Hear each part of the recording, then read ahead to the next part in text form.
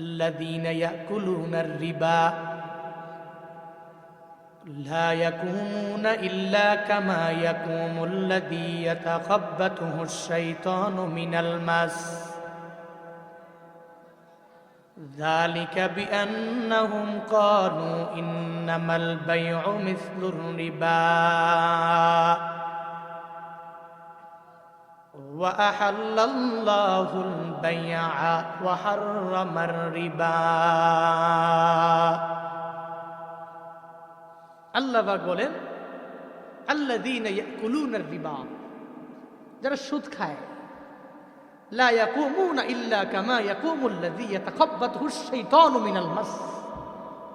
আল্লাহর কাছে হাসরের ময়দানে কেউ দাঁড়াবে কেমনে? শয়তান যাকে প্ররোচনা দিয়ে প্রতারণার ফাঁদে ফেলিয়ে একদম ধ্বংসস্তূপে নিয়ে গিয়েছে, শয়তান যাকে স্পর্শ করে করে করে করে একদম ধ্বংসের দিকে ঠেলে দিয়েছে, ওই ব্যক্তিগুলো আল্লাহর কাছে যেভাবে দাঁড়াবে, একজন সুদখোর ঠিক তদ্রূপভাবে আল্লাহর কাছে দাঁড়াবে। পরে নাউযুবিল্লাহ।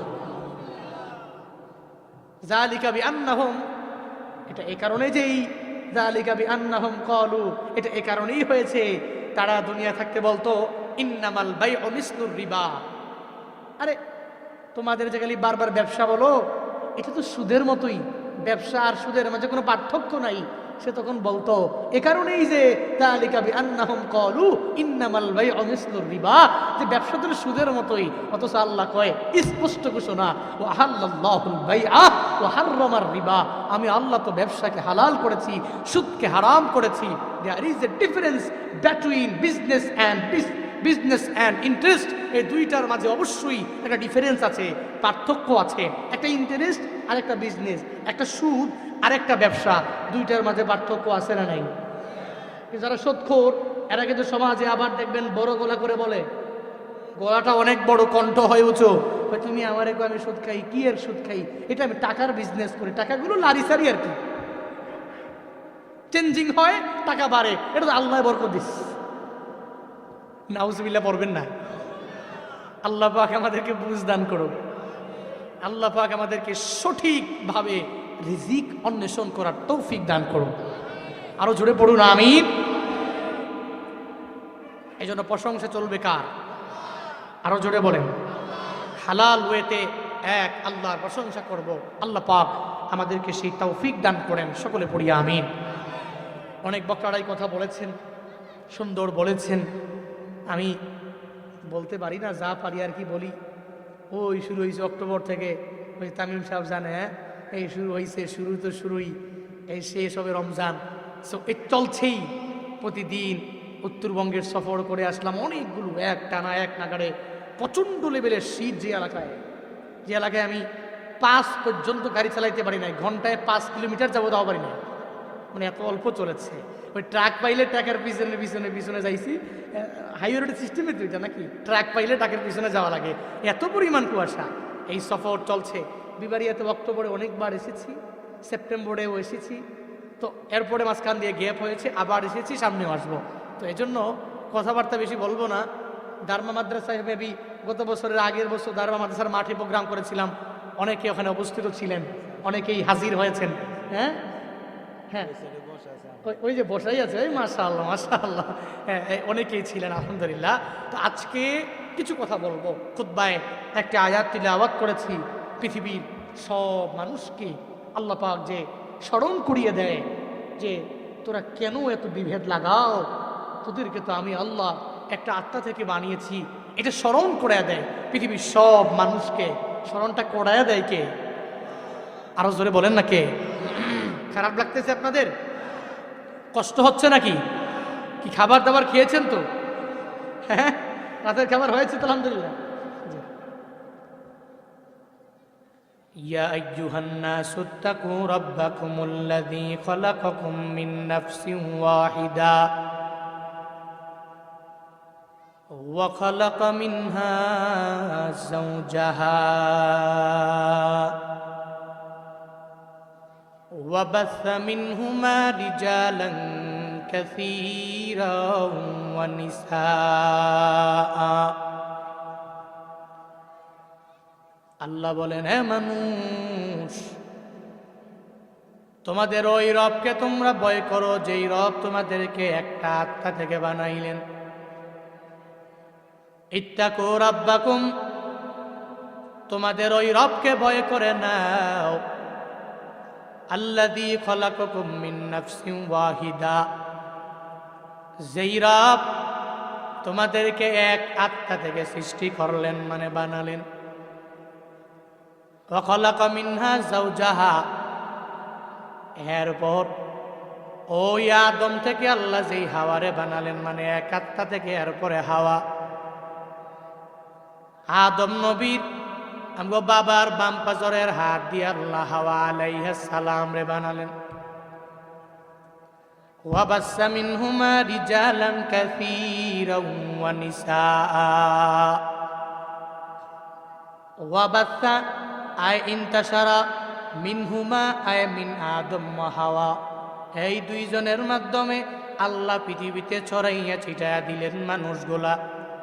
সব মানুষ আল্লাহ পাক দুইজন থেকে বানাইলেন, একজনের নাম আদম আর একজনের নাম হাওয়া। এ পৃথিবীর মানুষগুলোর দুইজন হলো আল্লাহ যারা দুইজনরে প্রথম বানাইছেন, একজন রে আদম আর একজন হাওয়া। এই দুইজনের মাধ্যমে আল্লাহ দুনিয়াতে মানুষ বানালেন। আল্লাহ বলেন, হ্যাঁ মানুষ, আজকে নিজের মতো করে এত পরিমাণ তুই দৌড়াও। একজন মুসলমান হয়ে গেল, আর একজন হিন্দু, আর একজন খ্রিস্টান, আর একজন বৌদ্ধ। বলে হুজুর, তাহলে আল্লাহ যে কইলেন সবাই এক আত্মা থেকে বানাইলেন, তো আমরা তো মুসলিমদের ঘরে জন্মগ্রহণ করলাম, হিন্দুরা তো এরা মুসলমান ঘরের মধ্যে জন্মগ্রহণ করলে এরা তো মুসলমান হতে পারত, এদের কেন আল্লাহ কেন এদের হিন্দু ঘরের মধ্যে জন্ম দিল? খ্রিস্টানেরা এরা কেন খ্রিস্টান ঘরের মধ্যে এদের জন্ম হয়ে গেল? ওই বৌদ্ধরা, ওই বৌদ্ধদেরকে আল্লাহ কেন ওই বৌদ্ধ ঘরের মধ্যে জন্ম দিয়া দিলেন? কেন কেন? বলে এমনটা না, আল্লাহ পাক পৃথিবীর সব শিশুদেরকে তার মাতৃকুরে যখনই সে চলে আসে, মানে দুনিয়াতে যখন চলে আসে, আল্লাহ পাক সবাইরে মুসলমান বানাইয়া দুনিয়াতে পাঠায়।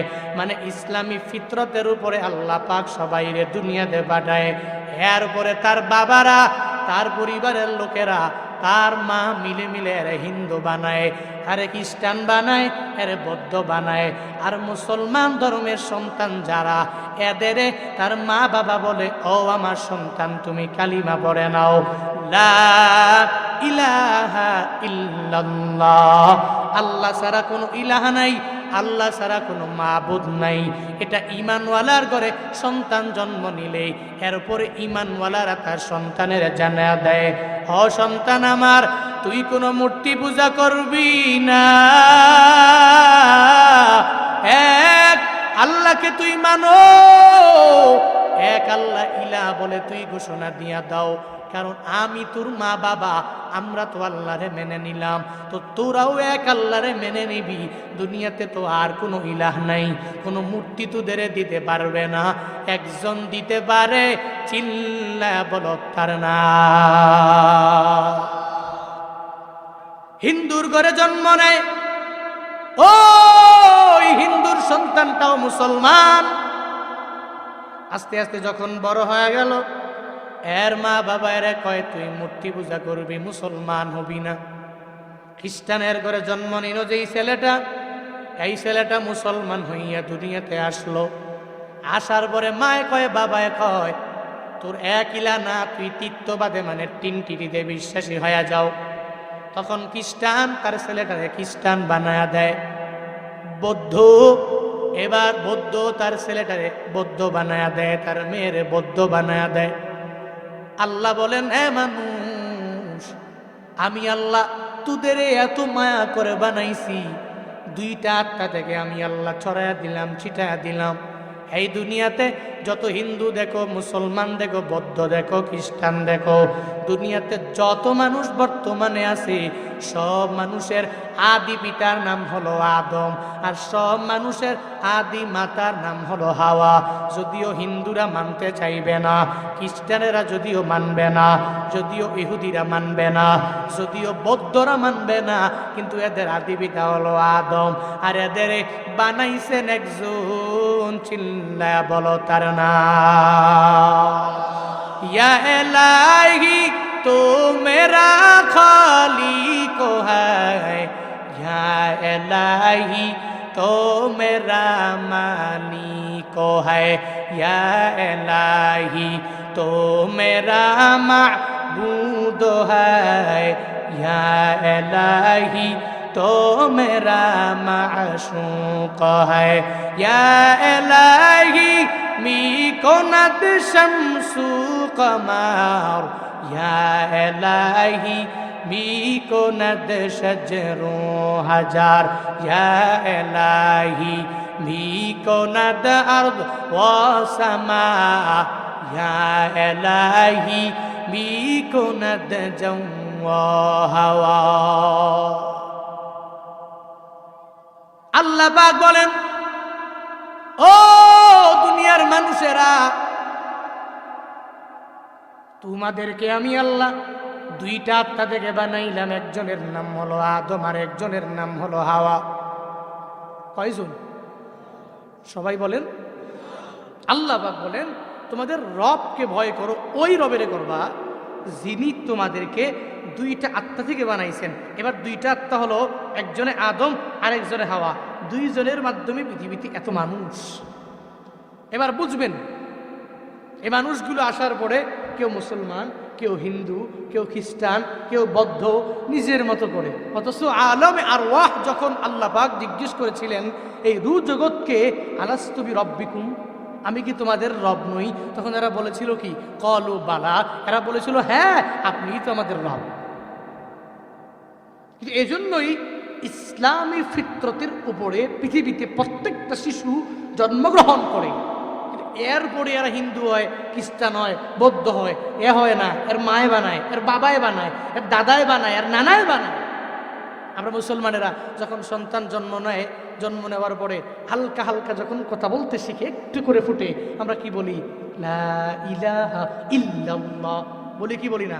কি সুন্দর করে এর সামনে গিয়া, এরপরে তারে বসাইয়া সামনে বসাইয়া বলি আল্লাহ আল্লাহ আল্লাহ আল্লাহ আল্লাহ আল্লাহ, এটা বলি। এর বাচ্চাও কি সুন্দর করে ডুলে ডুলে আল্লাহ আল্লাহ বলে, কি বলে না? আমার একজন আত্মীয় আছে, আত্মীয় হয় এক হিসাবে, ছোট একটা বাচ্চা, শিশু, মাত্র বয়স হবে সর্বোচ্চ লেভেলের 1.5 থেকে 2 বছর, ছোট মানুষ, একদম ছোট। তো এর পাশে বসে বসে দেখি যে এক দাদা ভাই আমাকে দেখায়, দেখেন দেখেন কি সুন্দর করে আমি এখন আল্লাহ কমু, দেখবেন কি মাথা ডুলায়, তো সামনে কয় আল্লাহ আল্লাহ, আস্তে আস্তে দেখা যায় মাথা ঢুলাই দিয়ে থাকে, একটা পর্যায়ে মাথা ভাঙ্গে যাবে এমন একটা হালত হয়ে যায়, আল্লাহ আল্লাহ বলতে বলতে এরকম করে। ছোট্ট বাচ্চারে আল্লাহ শিখায় কেন? কারণ সে ইসলামী ফিতরতেই জন্ম নিয়েছে। তার মা বাবার হক হলো তার ইসলাম ধর্ম কিভাবে সব কিছুর ব্যাপারে তার শিক্ষা দেওয়া লাগবে, এটা হলো তার মা বাবার দায়িত্ব। দায়িত্ববোধ থেকেই এই কাজগুলো করে। কিন্তু হিন্দু কি কখনো বলে এই ছেলে তুই আল্লাহ কও? কথা বলে না, বলে? খ্রিস্টান কি বলে? বৌদ্ধ তার ছেলে মেয়েকে বলবে, সন্তানকে বলে না। কিন্তু মুসলমানরা বলে, এক কথায় পৃথিবীতে সব শিশুরা ইসলামী আছে, ইসলামী ফিতরতের উপরেই থাকে।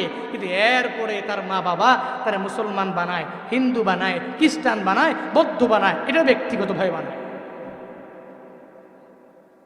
ইয়া আইয়ুহান নাসু তাকু রাব্বাকুমুল্লাযী খালাকাকুম মিন নাফসিন ওয়াহিদা ওয়া খালাকা মিনহা যাওজাহা ওয়া বাসসা মিনহুমা রিজালান কাসীরান ওয়া নিসাআ। আল্লাহ পাক বলেন, ওই রবকে তুই ভয় করে নাও যেই রব তোরে এক আত্মা থেকে বানালেন, এই রব তোরে মুসলমান বানালেন।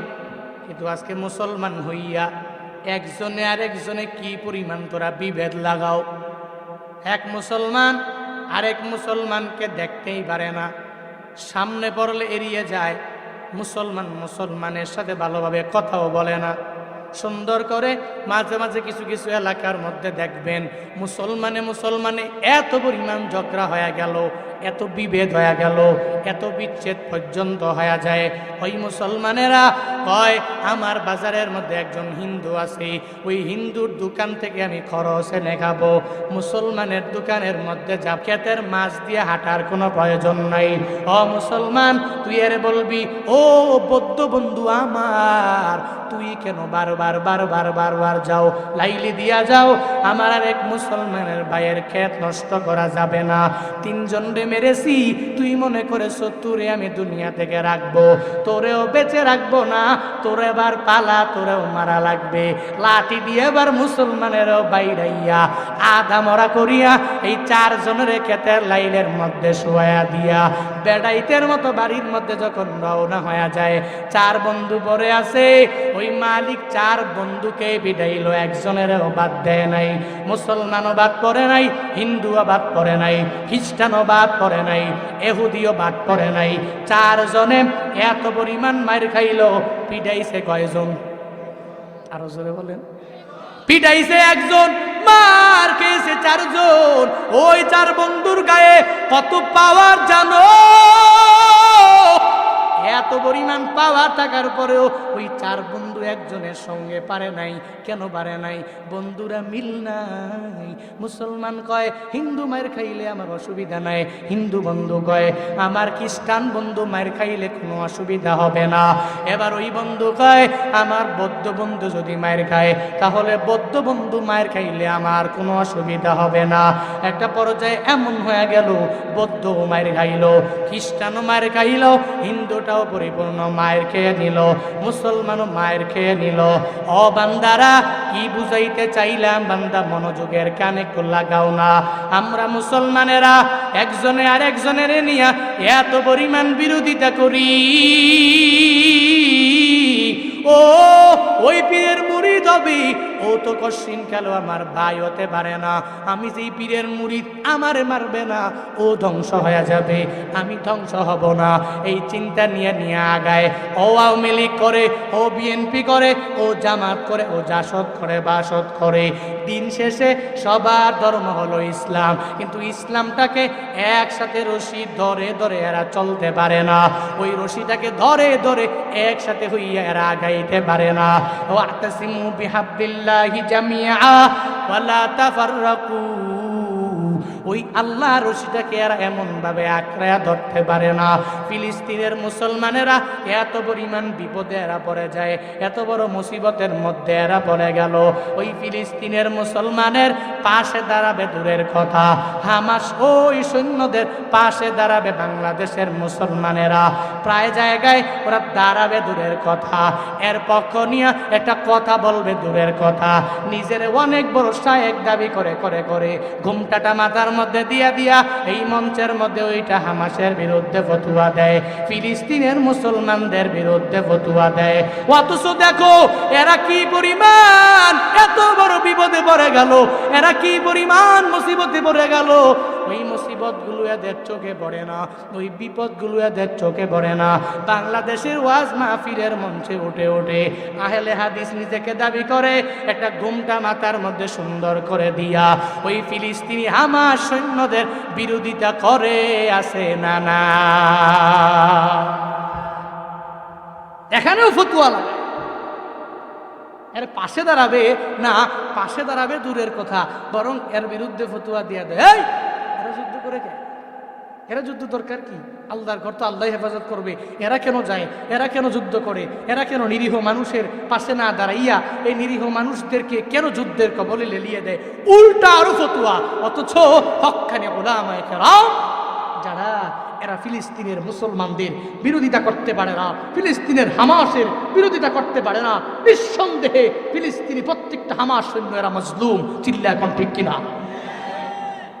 মুসলমান মনে করো আজকে ইহুদি খ্রিস্টান বৌদ্ধ যারা এদের কাছ থেকে কিছু টাকা পাইছে, পাইয়া নিজের এমন বড় শায়েখ মনে করে যে আমি সব, এরা মনে হয় মারবে না, তোমরা বুঝো না, আজকে ওনে মারে, আজকে ওনে মারে, আজকে ওনে মারে, একদিন তোমার উপরে ওই মায়ের আসতে পারে।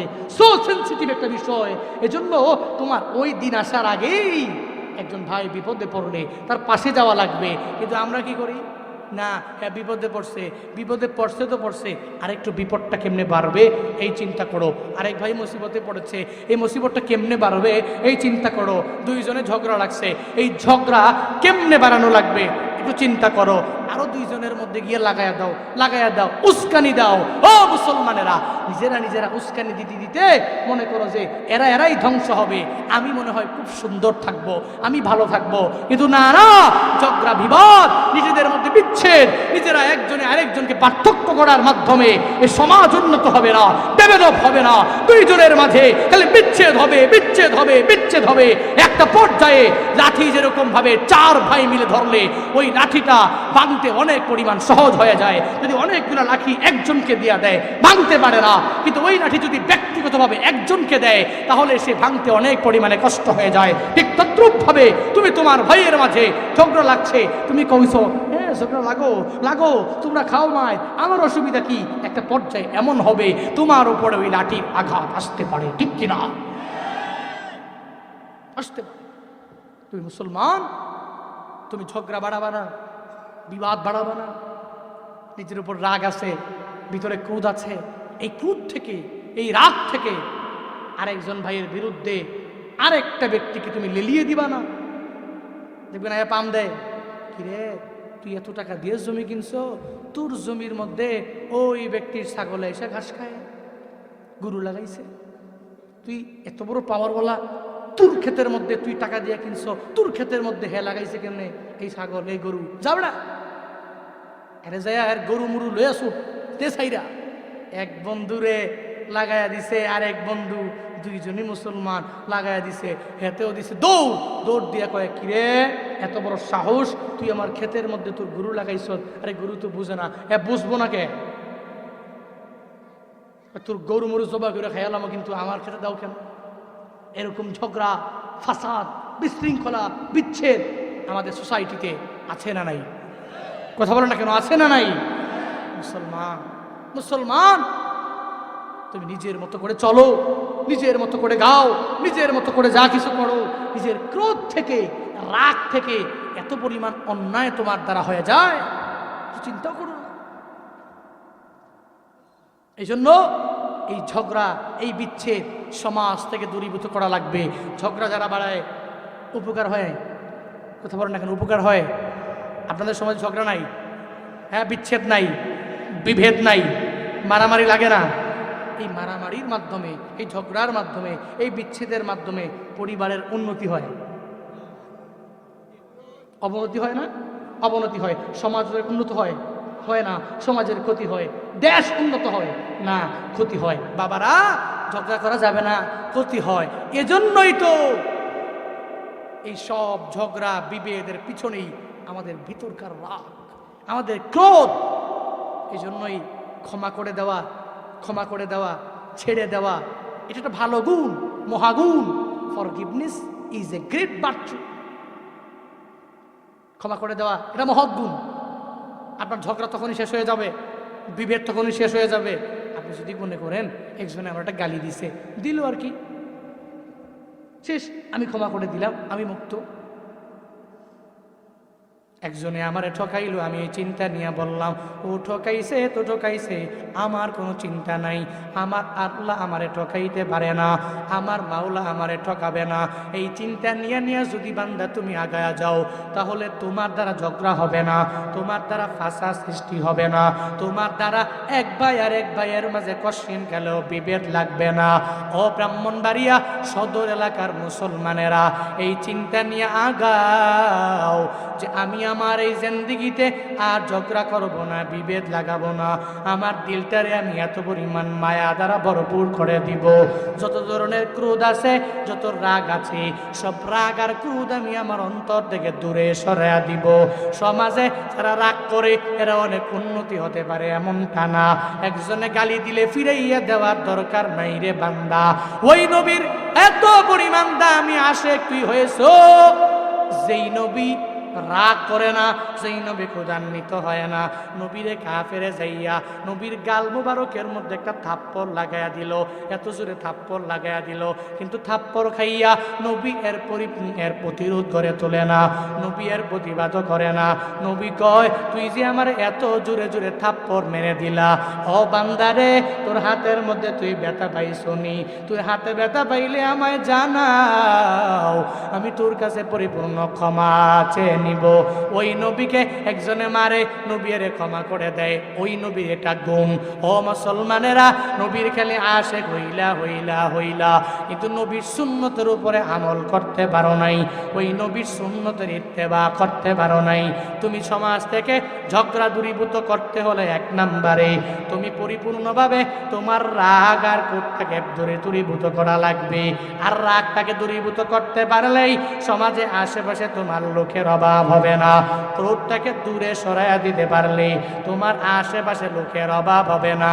আমার নবীকে যে কাফের বেঈমানেরা এত পরিমাণ আঘাত দিয়া দিল, এরপরেও তো নবী এদের যে কোনো প্রতিবাদ করে নাই, এদের যে প্রতিরোধটা আমার নবী গড়ে তোলে নাই।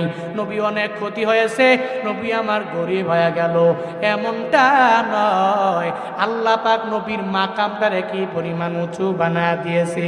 ফাবিমা রাহমাতিম মিনাল্লাহি লিনতা লাহুম ওয়ালাউ কুনতা ফাজ্জান গালিজাল কলব লানফাদ্দু মিন হাওলিক। আল্লাহ পাক বলেন, ও পয়গম্বর, আমি আল্লাহ রহমতের কারণে আপনি এদের সাথে ভালো আচরণ করেন, এদের সাথে অন্যায় আচরণ করেন না।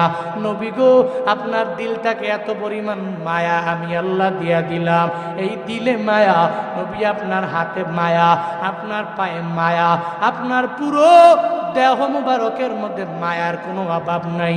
ওই নবীর দেহে তো মায়া, যেই মায়ার কাছে কত দুর্বল হয়ে গেল। আবু জাহাল দিনের বেলা ওই নবীর বিরোধিতা করে, উতবা সাহেবা মুগিরারা দিনের বেলা নবীর বিরোধিতা করে, কিন্তু রাতের বেলা ওই নবীর কোরআন তিলাওয়াতের শোনার জন্য পাগল হয়ে যায়। আবু জাহাল দিনের বেলা কয়, এ উতবা, ওই মুহাম্মদের তিলাওয়াত শুনবি না? আবু জাহাল কয়, ও মুগিরা, ওই মুহাম্মদের তিলাওয়াত শোনার কোনো প্রয়োজন নাই। দিনের বেলা এরা বিরোধিতা করে আর মিটিং করে, ওই মুহাম্মদের তিলাওয়াত শোনার কোনো দরকার হবে না, শোনার কোনো প্রয়োজন হবে না। যখন এটা একজনে আর একজনের বলে দেয়, একজনে বলার পরে আর একজনেরই, কিন্তু রাতের বেলা এমন হয়ে যায় নবীর কোরআন তিলাওয়াত শোনার জন্য আবু জাহালও যায়, উতবাও যায়, সাহেবাও যায়, মুগিরাও ওই নবীর সামনে গিয়া দাঁড়ায়া যায়, গোপনে গোপনে গোপনে নবীর তিলাওয়াত শুনে।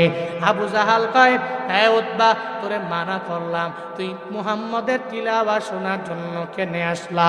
উতবা সাহেবারে কয়, সাহেবাই মুগিরারে কয়, একজনে আর একজনের ঠেলে আর কয়, এই মুহাম্মদের তিলাওয়াত শোনার জন্য কেন চলে আসলা?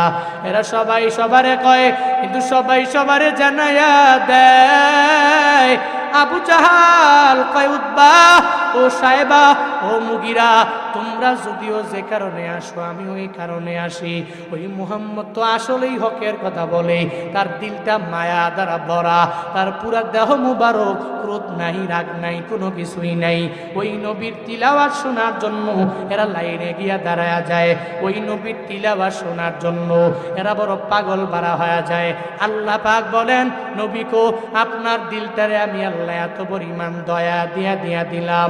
হযরতে উমরে ফারুক অফার পেয়ে গেল, ওই নবীর গর্দান আনবে, নবীর গর্দান নিবে দূরের কথা, তরবারি নিয়া নিয়া ওই নবীর হাতে আইসা আইসা কালেমা পড়ে পরে পরে মুসলমান হয়ে যায়। শুধু তাই না, তাই না, ওই ওমরে ফারুক আমার নবীর হাতে কালেমা পরে পরে মুসলমান হইয়া আশারায়ে মুবাশশারা 10 জন সাহাবা আমার আল্লাহর পক্ষ থেকে জান্নাতের সার্টিফিকেট পাওয়া গেল। এদের মাঝে হযরতে ওমর 2 নাম্বার।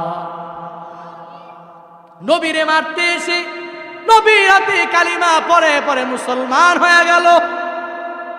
ও বিবারিয়ার মানুষ, কেন হয়েছে?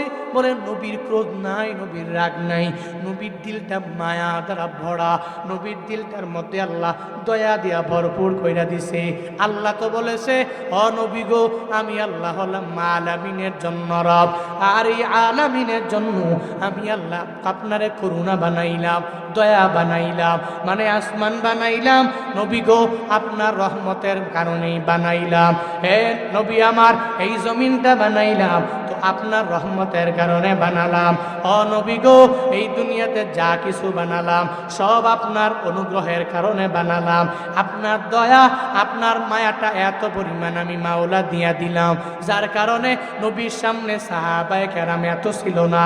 নবী যখন দাওয়াত দিতে লাগলেন, একটা পর্যায়ে নবীর সামনে এত সাহাবায়ে কেরাম বান্দা হয়ে গেল। বিদায় হজের ভাষণে নবীর সামনে 10 জন সাহাবা ছিল এমন না, 20 জন সাহাবা ছিল এমন না, নবীর সামনে 1.25 লাখ সাহাবায়ে কেরাম হাজির হয়েছিল। কেন জানো? তোমার মতো আমার মতো ঝগড়া করার কারণে হয়েছে এমন না, তোমার আমার মতো নিজেরা বিভেদ লাগানোর কারণে হয়েছে এমন না। বর্তমান সমাজেও যেই বান্দারা বিভেদ লাগায় না, ঝগড়া লাগে না, নিজের দিলটারে মায়া নিয়ে চলে, অনেক পরিমাণ দয়া নিয়ে যেই বান্দা আগায়া যায়, এলাকার মেম্বার, ওই মেম্বার যদি দয়ার গুণ নিয়ে চলতে পারে, দেখবেন মেম্বারের আশেপাশের লোকের কোনো অভাব নাই। এলাকার চেয়ারম্যান, ওই চেয়ারম্যানের যদি দয়ার গুণ নিয়ে চলতে পারে, তাহলে ওনার আশেপাশে লোকের কোনো অভাব থাকবে না। মেম্বার অফ পার্লামেন্ট যিনি, উনি যদি দয়ার গুণে হয়ে যায়, উনার আশেপাশে কত লোক থাকবে উনি গণনাও করে টের পাবে না। বলে ওই দয়ার গুণ নিয়ে বান্দা চলা লাগবে, নিজেরা বিভেদ করা যাবে না, ঝগড়া করা যাবে না, সবাইরে কাছে টেনে নেওয়া লাগবে। একটা চিন্তা যদি মাথায় ঢুকাও ও বিবারিয়ান মুসলমানেরা, তাহলে এই চিন্তা ঢুকালে তোমার হাত দ্বারা কেউ আঘাত পাবে না, তোমার জবান দ্বারা কেউ আঘাত পাবে না। তোমার মরণের পর তুমি একা একা কবরের মধ্যে যাবা, ওখানে মাও যাবে না, ওখানে বাবাও যাবে না। যাবে নি? যাবে? তোমার বন্ধু তোমার সাথে যাবে না, সব তোমারে একা একা কবরের মধ্যে রাইকা চলে আসবে। তোমার মরণের পরে কেউ তোমার ব্যাপারে বলবে না, সবাই সব তোমারে সেরে চলে গেল। ওই দিন যখন দোয়া করবে, ইন্না লিল্লাহি ওয়া ইন্না ইলাইহি রাজিউন, যখন সুন্দর করে এভাবে বলবে আর তোমার জন্য দোয়া করবে, হে মালিক, এই বান্দার কবরটাকে তুমি জান্নাতের বাগান বানায়া দাও। যখন এটা বলে দোয়া করবে, এটাই তোমার জীবনের সবচেয়ে বড় পাওয়া হয়ে যাবে। টাকা দিয়া কিনা যাবে নি? কিনা যাবে? এই যে বলছে মরার পরে ইন্না লিল্লাহি ওয়া ইন্না ইলাইহি রাজিউন, আরে লোকটা খুব ভালো ছিল, এই যে একটাবার বলছে লোকটা ভালো ছিল, লোকটা মারা গেছে, হায় হায় লোকটা মারা গেল, আফসুস করে নব্বরাল্লাহু মারকাদা ওয়া জাআলাল জান্নাতা মাসওয়া, যদি বলে আল্লাহ তুমি তার কবরটাকে জান্নাতের বাগান বানাও, যদি এই সুন্দর করে দোয়া করে দেয়, এই দোয়াকে কোটি টাকার মাধ্যমে আপনি কারো কাছে কিনতে পারবেন? কথা বলেন না কেন? টাকার মাধ্যমে পাওয়া যায়। একজনে মরলে কয় ইন্না লিল্লাহি ওয়া ইন্না ইলাইহি রাজিউন, আর একজনে মরে গেলে ইন্না লিল্লাহ পড়ে না, কয় আলহামদুলিল্লাহ এই লোকটা মরাতে ভালো হইল।